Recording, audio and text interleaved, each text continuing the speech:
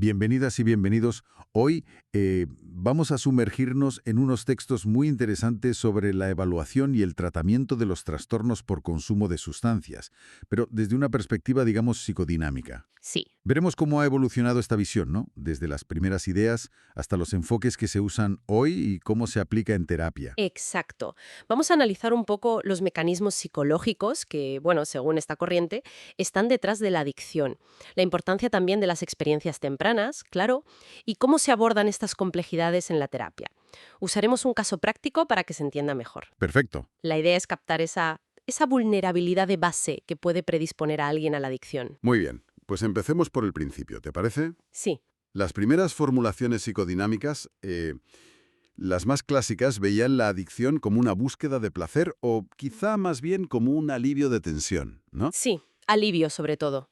Se estudió mucho el alcohol, por ejemplo. Ajá. Se veía cómo sus efectos podían, pues, disminuir la tensión de los instintos, distorsionar una realidad que era desagradable y hasta dulcificar, por así decirlo, la conciencia moral, el superyo. Como bajarle el volumen a la culpa o a la autocrítica. Algo así, sí. Y luego Rado introdujo un concepto interesante, la farmacotimia. Farmacotimia. Sí, sugería que podía haber como un deseo irrefrenable de drogarse ya antes de probar la sustancia. Algo basado en una frustración, una depresión crónica, Como una predisposición. una especie de, sí, predisposición o vacío. Y la primera toma de la droga entonces actúa como una liberación mágica. Cae sobre esa base y, bueno, conecta con algo profundo. ¿Con qué conecta exactamente? Pues se pensó que podía reactivar sentimientos de omnipotencia infantil, fantasías de poder absoluto que no se resolvieron bien en la infancia. Mm. Al no superar esa fase, la persona se queda como fijada en una sensación de impotencia, aunque esté oculta. Y eso dificulta mucho aceptar límites, construir relaciones maduras. Claro, te deja como atascado. Sí, y puede llevar a buscar soluciones fuera, mágicas, o incluso a tener conductas antisociales. Pero bueno, esta visión ha evolucionado bastante, ¿verdad? No nos hemos quedado solo con la farmacotimia o el superyo. No, no, para nada. Ha evolucionado mucho. El enfoque actual se centra más en la estructura global de la personalidad, en los defectos o las fragilidades que dejan las experiencias tempranas. Ya no tanto en conflictos específicos como antes. Exacto.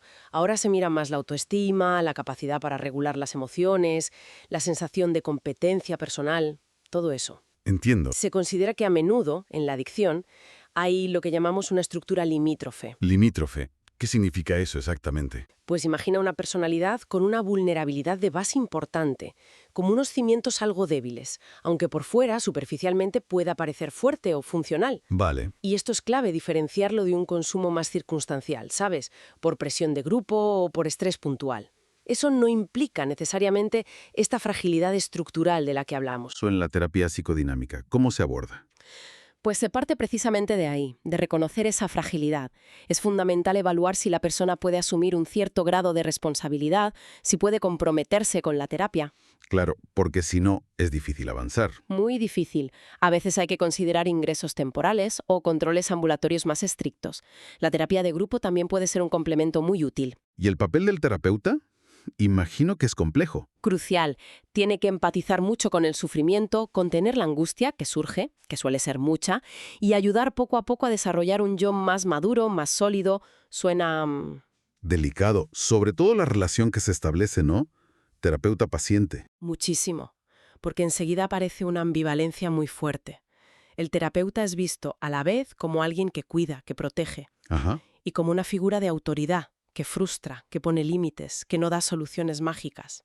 Una montaña rusa emocional, vamos. Totalmente. Interpretar esa ambivalencia y los mecanismos de defensa que se activan, como la evitación, la racionalización, bueno, es fundamental. Pero hay que hacerlo con mucho tacto para no dañar la relación terapéutica. Claro. Los sueños también pueden ser una guía muy valiosa aquí, para entender qué pasa por debajo.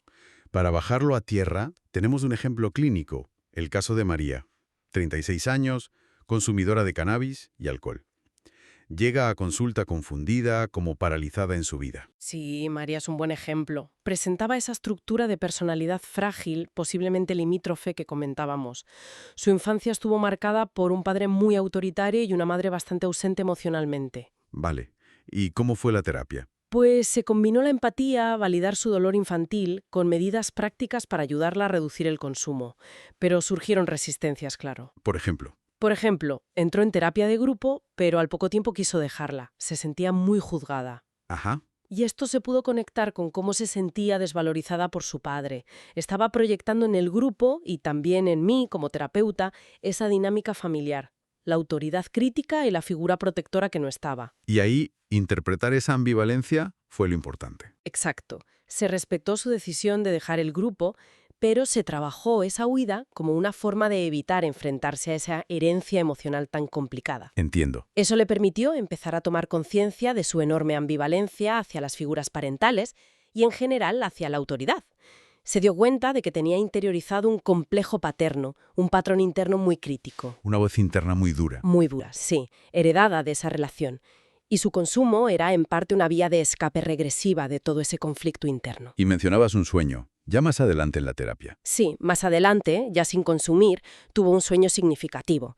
Soñó que tenía que elegir entre ir a terapia o ir a un examen de unas oposiciones muy importantes para ella. Y en el sueño elegía la terapia. Curioso. Sí, fue como si su propio inconsciente, a través del sueño, le estuviera diciendo: oye, prioriza tu trabajo interno ahora.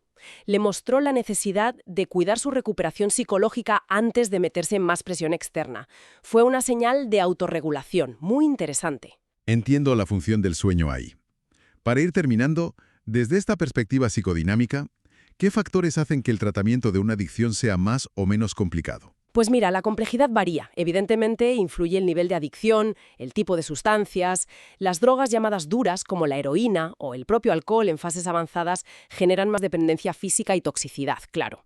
Lógico. Pero sobre todo, lo fundamental es la estructura de personalidad de base. Cuanto mayor es esa fragilidad del yo de la que hablábamos, más difícil suele ser mantener un compromiso estable con la terapia. La base es lo más determinante, entonces. Sí, por eso es tan importante hacer una evaluación precisa al principio, para poder orientar bien el tratamiento, que muchas veces necesita combinar diferentes intervenciones. Quizá un ingreso inicial, luego terapia ambulatoria, el enfoque psicodinámico. Un traje a medida, casi. Exactamente. Es realmente fascinante ver cómo esas raíces tan profundas de nuestra estructura psíquica pueden influir tanto en comportamientos como la adicción. Sin duda. Y nos deja pensando, ¿no? Quizá hasta qué punto mecanismos parecidos, de escape o de búsqueda de alivio inmediato, aunque sean mucho más sutiles, no operan en la vida cotidiana de cualquiera ante las dificultades. Incluso sin llegar a desarrollar una adicción diagnosticable. Es una reflexión sobre las vulnerabilidades que quizá, en cierto modo, todos compartimos.